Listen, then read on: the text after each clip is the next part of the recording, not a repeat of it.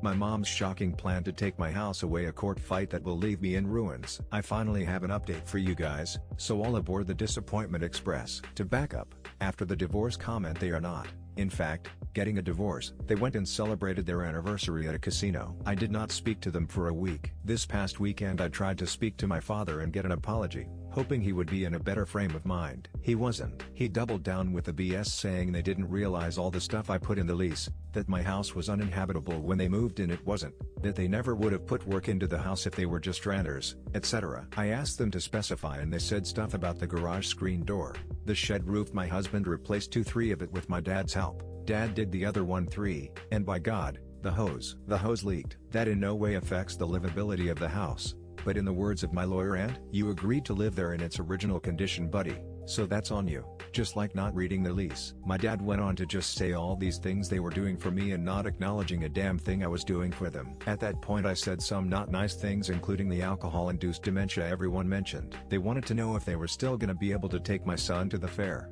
Not a fat chance in hell. I told him I didn't want either one of them around me or my family until they stopped being delusional and to decide to pay the increase or GTFO. I then cried when I got off the phone and my husband was upset with all of this. Cut to today. My mother called me asking what needed to be done to resolve this because not being able to see my son was upsetting to them. I told them they needed to apologize for what they called me and that they were out of line. Well, you guys, they were scammed. My parents were fucking scammed. That's what this was all about. In my area, homeowners get daily calls, texts and letters from people wanting to buy their house. It's not new in this market. I have even told them these letters are trash. Well, my parents were getting calls from people saying they were going to be renting the house. They acted like they were representing me. Someone also showed up to their house and was being very pushy about trying to see my mom in the house. This all happened before I mentioned the rent increase. So when my mom heard rent increase, she thought these phone calls and this person was real. Like, I was going to raise the rent to something they couldn't afford and force them out. This was before I told them it was $3.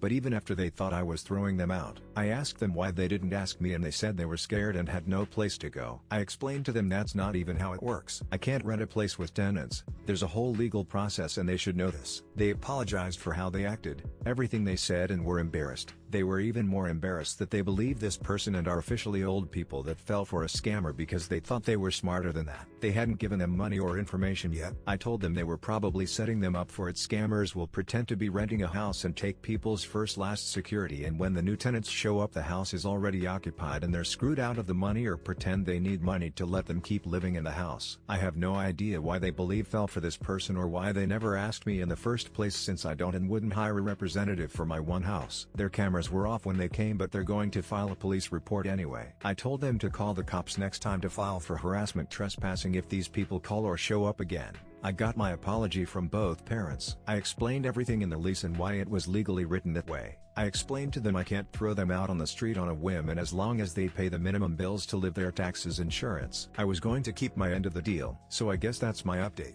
They're not getting evicted for now, but I might have to start monitoring them more closely to see if they fall for other dumb shit. PSA: a lot of us seem to have boomer parents, so I wanted to make you all aware of something. My parents have Medicaid debt, which in the great ol' US of A means that if they have a large medical expense, they ain't paying for shit until all their personal assets are utilized. This means draining bank accounts, taking property, and even requesting back gifts from up to 5 years ago. So for example, your mom falls and breaks a hip and winds up in a rehab. Your mom gave you $20K for a new roof a few years ago. The government will demand that money before they pay for the rehab. They can take their savings and demand property in their name sold to pay for it. They legally cannot touch their car, but that's it. I know this from personal experience with a grandparent, and all of you should too, to help protect your parents.